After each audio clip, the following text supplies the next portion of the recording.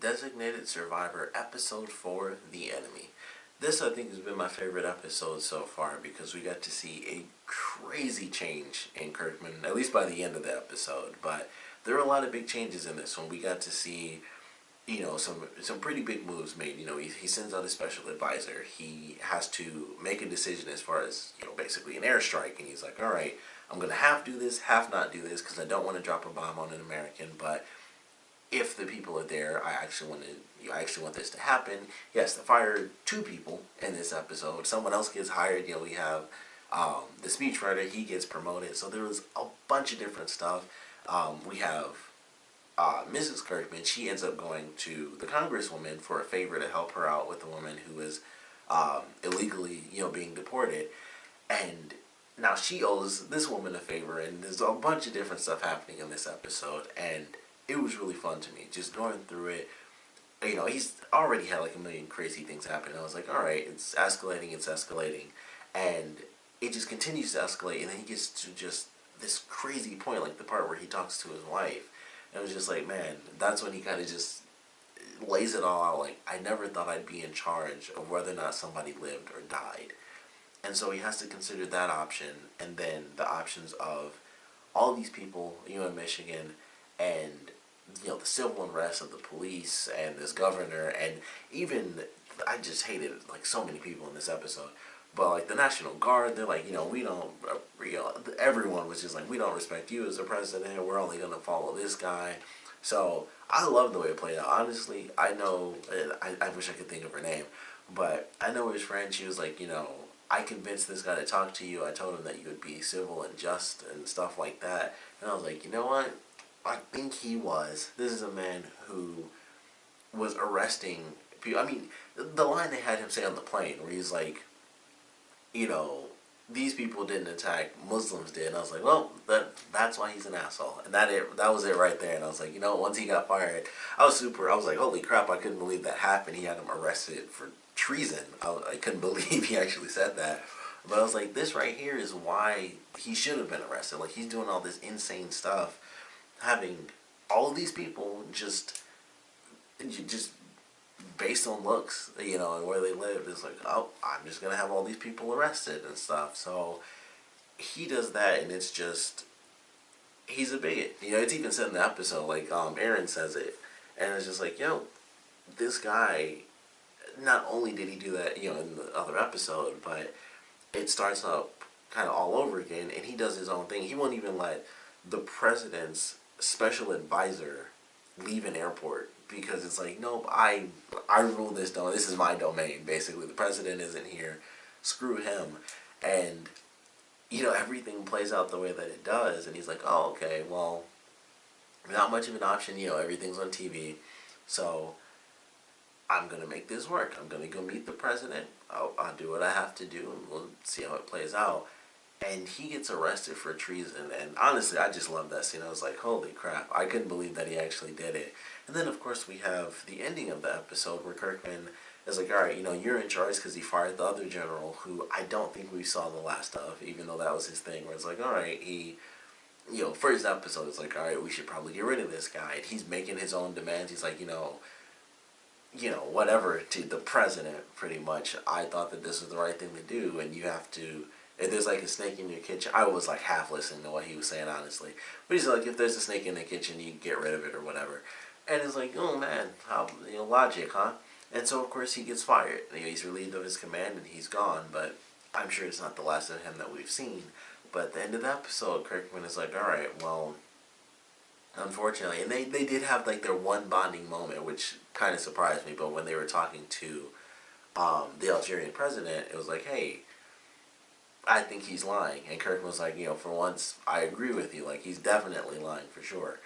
So, they had their little moment of bonding, and then he has to go and fire him. But at the end, everything that he wanted to do, he had to end up arresting this guy, where he just wanted him to just back down and not treat people horribly based on just what he thought. And then he has to go from doing that, just really bold move, to deciding that, well, we lost, the one American I was trying to help, we ended up losing him. He was officially murdered and basically just left on the stairs.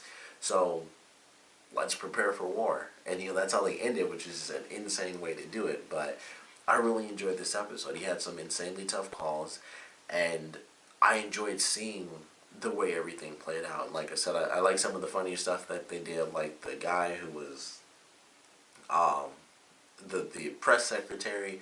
That was kind of funny. It was, especially when they first showed him, like he's talking, and then they actually showed him, and you could just see the sweat. I was like, wow, that's sweating bullets right there. I was like, wow, he's sweating. And then I thought he had it too, because he talks to him. Cal Penn's character. I still don't remember everybody's names. I only remember Kirkman and Aaron, and it's because they say President Kirkman, and Kirkman says Aaron all the freaking time, and those are like the only, and Little P, because that's what they call their daughter. Those are literally the three names I remember. I don't even remember the governor's name, and they said his like a dozen times this episode, so I really don't remember the names. But he gets talked to, and he's like, all right, this is what you got to do. Deflect, say this, say that. And I thought he had it. And it was like, he's super confident. He looks over and he's like, yep, you did it right and everything. And he has that one little slip up. And it's like, oh, are you saying that the president wants to get rid of Governor Royce? And there it is, Governor Royce. Dang, I remembered it as in full. So I was like, no, that's not exactly what I meant. It's funny. The only reason I remembered that is because there were subtitles when I was watching, because my girlfriend needs closed captioning, and I read it as it was being said, and that's why it stuck in my head. But they have that moment, and he's like, no, that's not what I meant, and everybody starts talking over each other, and he's just sweating and sweating, and he freezes, and he's just like, and he walks off. That surprised me. I'm watching a fake show, and I was like, did he really just walk off? This is like, you can't do that. You work for the president. You're not giving a speech for KFC. This is like, you're in the White House. And he just took off, and I was just like, holy crap, he just left. And, he had, Cal Penn's character had to step up, and it was funny. I was just like, wow, he walked off, and he had such a shocked look. He was just like, oh, man, he just literally walked away on television in front of a room full of reporters, and he freaked out and left. So he really stepped up, and he took over, and he did a great job. And of course, he ends up taking the job once Kirkman actually ends up talking to him, and he's like, of course, Aaron comes in like, well, you happen to be, the child of two Muslims and stuff like that. And it's like, well, you make it super political, and you want to parade the guy around. Of course, he doesn't want to take it, but Kirkman comes in, and it's like, hey, I know he wanted to give you all the political crap, but for me, it was legitimately, you did good. Plain and simple, you did it right, and kind of need some people to do right, some people I trust. I knew he was going to end up being something really important, just because of the fact that he was a main character. I'm like, I know he's not just going to stay as like the simple speechwriter the whole time that the president talks to.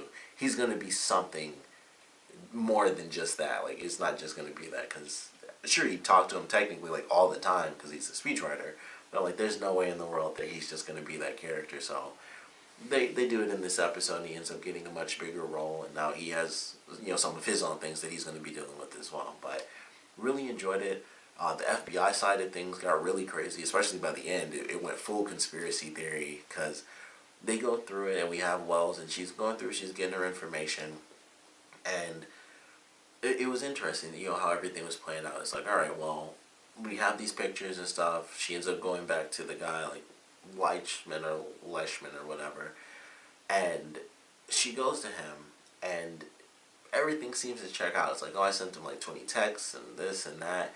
And it's like, okay, well, they get the phone records, and everything kind of works out. It's like, crap, a million texts come in one after another, all the different times and everything, and then the final time, I believe, was like the exact time of the first picture, and or maybe the second picture, I guess, when he was actually gone.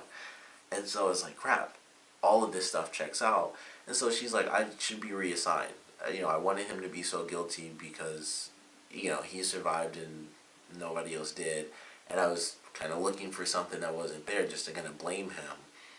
And I should be reassigned because I'm having, an emotional attachment to something that I need to really deal with.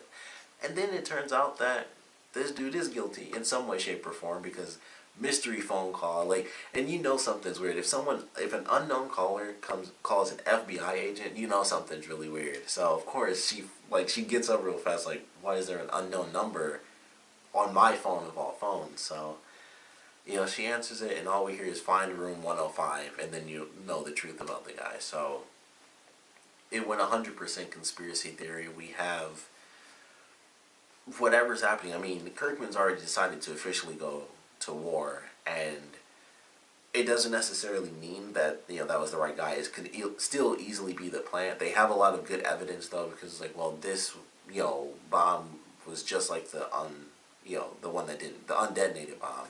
So that could still easily be a plant. And with what they're doing with the FBI thing, it seems like there's someone, you know, they have, you know, the government had their own agent, you know, within this terrorist group, but maybe this other secret, I don't know, organization, I guess, that wanted to destroy the Capitol, they had their own secret little agent inside of this, you know, terrorist group, so that they could plant the fake bomb and be like, okay, well, we know, and it could be someone within the government. It's like, all right, well, we know that the government has someone in this group, so, excuse me, I'll just plant this bomb here to look like the undetonated one.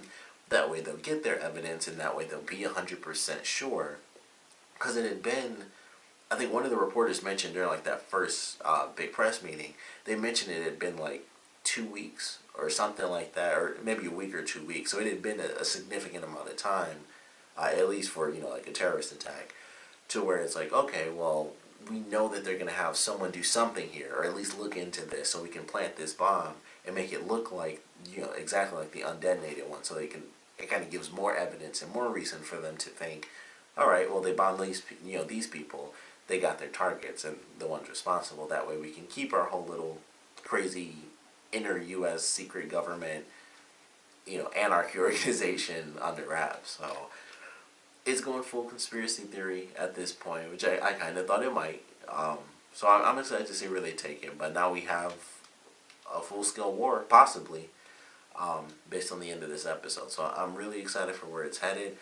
I think this was a great episode. A lot of crazy change, even in, you know, in Kirkman himself. A lot of characters in their positions, and, you know, within the White House, within government in general, for that one governor, and we'll just see how everything plays out. But certainly enjoyed this one. Would definitely love to know what you guys thought about it. So please comment below. Let me know your favorite parts, your least favorite parts, and I want to know what you guys think the secret is behind, you know, this room 105. I don't know if it gets answered in the next episode or not, but I definitely want to know what you guys think is going to be happening in this one, or, you know, in the next episode, or what your theories were if you happen to have seen the episode already. But it's hard for me to guess. I would assume that, you know, with it being room 105, it's going to be like a hotel room or something. It's very non-descriptive, because I was thinking like 105, I assume is something easy to find. It's going to be like, okay, this is exactly where he worked if he wasn't within the White House. Because they don't specify, actually, if he was Democrat or Republican, or even, they may have said his position, I don't really know. But if he was a Democrat, then he would actually have been in the White House, at least at some point. So if that's not the case, and he's Republican, or he just wasn't, well, I would assume he'd have to be Republican, because if he was on the cabinet, it would be something else. But I don't know, if there's some other office or whatever, then that's, I'm assuming, what 105 is. It's not some, you know, random hotel. But I think we might get a couple of answers there. I think it might not just be like, oh, this is how he was involved. It might be a couple of little things that kind of spread out to a couple of different sources. But want to know your predictions on it, and of course what you guys thought about the episode in general. So please comment below, let me know, and thanks for watching.